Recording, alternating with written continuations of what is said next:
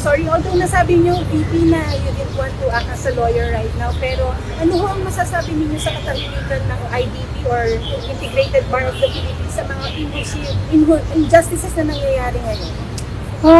Well, I suppose they like what is happening right now.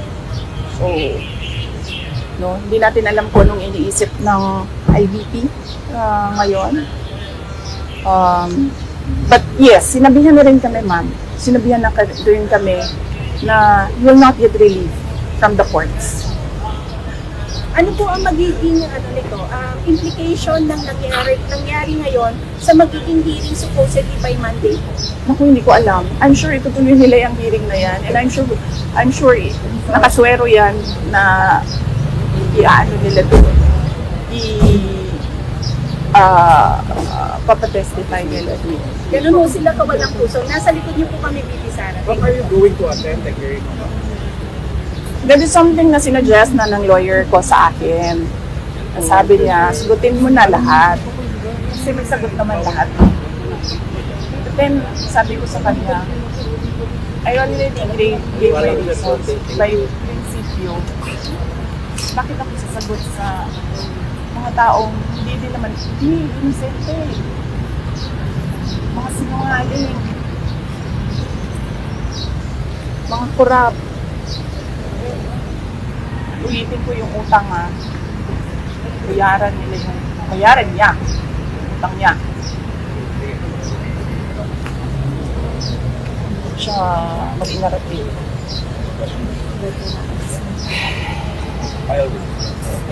Wala no final words, but thank you.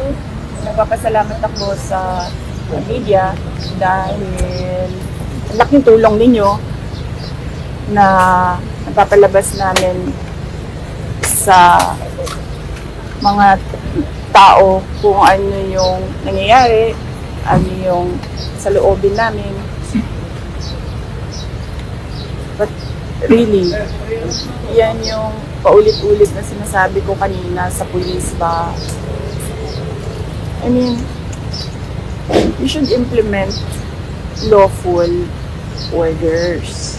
Kung na order is patently illegal,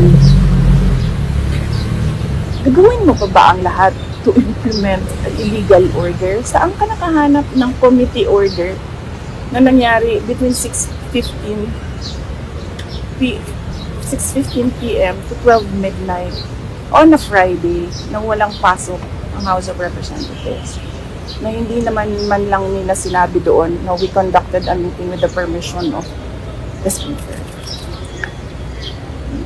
And look, pagdating ko doon, hindi mo man lang alam kung sino yung kausapin mo kasi wala yung Sergeant at Arms. I mean, hindi ba yun? I am the Sergeant at Arms. Here is an order. I am assisted by the police. Wala. Walang Sergeant at Arms.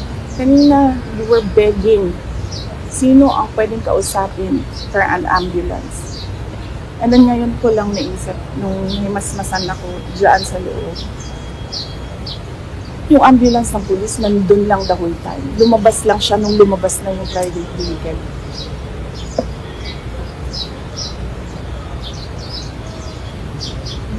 Anong klaseng health care protocol yan? There wasn't even an emergency protocol. Wala kaming makausap. Ang lahat ng tao umaakyat sa third floor and hindi na sila bumabalik sa baba.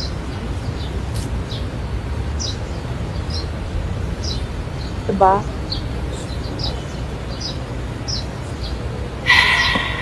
Di ho ba kayo natatakot para sa sarili ninyo bilang nandun po kayo nag-hold ng office ngayon at nakaya nilang gawin kay Yusek Zulaika at maaaring gusto nilang gawin din sa inyo? Oo, yes, ma'am. Alam ko na. Ako naman kasi talaga yung target, diba, ma'am? Ako talaga yung target. Except that, dahil nga wala silang ebidensya, ang ginagawa nila, iniipit yung mga tao, thinking na meron dyan isa magsasalita. Ang problema, kasi wala talaga silang ginawa. Bakit nila kine-question yung management style ko? na on a need-to-know basis yung mga tao. Kung ang chief of staff, pakiramdam ko, hindi niya kailangan malaman ang isang bagay, bakit ko isasabihin sa chief of staff? Kung ang ASEC, hindi niya kailangan malaman ang isang bagay, bakit ko naman siya sabihin doon? Bakit nila kina-question yung management style ko? Ang sasabihin nila, nagsisinungaling yung tao. Hindi naman nila ako kalala. Hindi nga nila alam, hindi ako nag-i-aircon eh. Kaya walang problema. May aircon man o wala. Naniniwala po ba kayong hostage taking ang ginawa nila kay Yusek Lopez? Ma'am, naniniwala ako na it was attempted homicide because she feared for her life. Pag nakakita siya ng uniform ng police, ma'am, natataranta siya. Kasi imagine mo ba naman, 9 biglang papasok sa kwarto mo. Wala naman tayong problema eh. Ano bang problema natin? Nandoon nakadetain yung tao. Mag-a-attend ng hearing. Nagbibisita kami. Sinusunod namin yung oras ng pagbisita. I don't understand. Why do you have to antagonize a detainee who is fully cooperating sa lahat ng kailangan niyang gawin para matapos lang ang king-inang hearing na yan na money-making scheme ng mga congressman. Yes, ma'am. But there are four other ABP personnel that are being such as summoned by the Committee on Video How are they doing? Ngayon pa nga nakikita nila si Atty.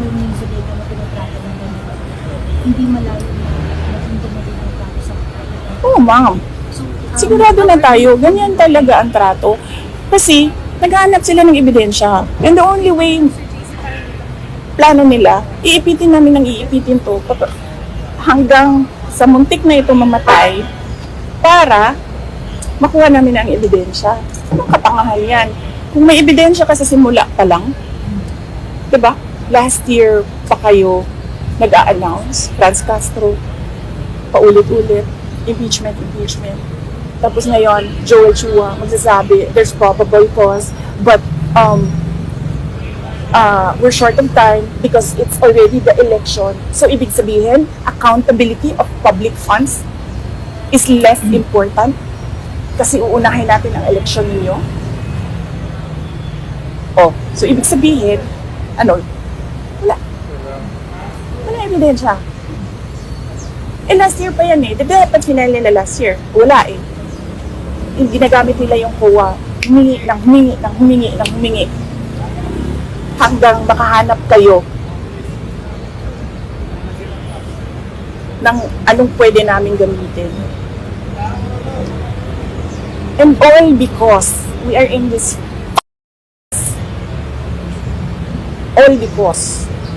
gusto ni Martin Romualdez mag-president. Hindi siya makontrol ng presidente natin. Na hindi marunong mag-desisyon. Walang decision-making skills at all. Zero. We are wasting time as a country on what we need to do.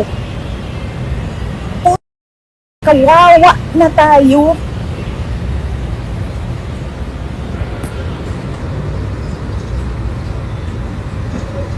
Pero nandito tayo. God, nandito tayong lahat. Fishing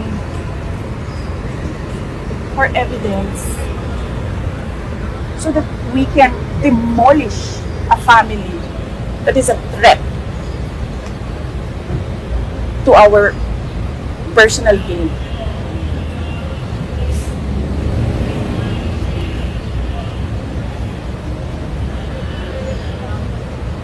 We are wasting time. This country should be working on being competitive, jumping to middle income, aspiring to be a first world economy. What are we doing? Doing nothing at all. Magkano ang dollar? Nasaan ang remittance ng mga OFW na inaasahan lagi ng gobyerno na hindi naman dapat?